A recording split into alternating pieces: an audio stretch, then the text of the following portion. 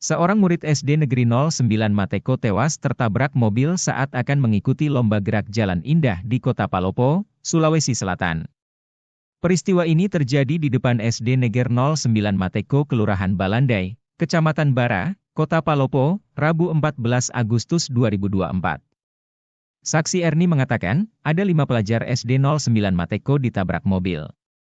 Sebelum kejadian, pelajar sedang menunggu kendaraan yang akan mengantarnya ke lokasi gerak jalan indah.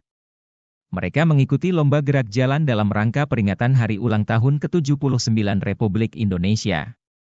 Mereka siap-siap berangkat ke lapangan Gaspa, tapi tiba-tiba ditabrak mobil, kata Erni. Pengendara mobil tak dapat mengendalikan kendaraannya karena rem blong. Kan dia dari atas, terus ini jalan penurunan jadi dia tidak bisa kendalikan mobilnya karena remnya bermasalah, tambah Erni. Warga sekitar kemudian membawa sejumlah korban ke Rumah Sakit Mujaisyah untuk mendapat perawatan medis. Salah satu pelajar yang tertabrak dinyatakan meninggal dunia saat berada di Rumah Sakit Mujaisyah.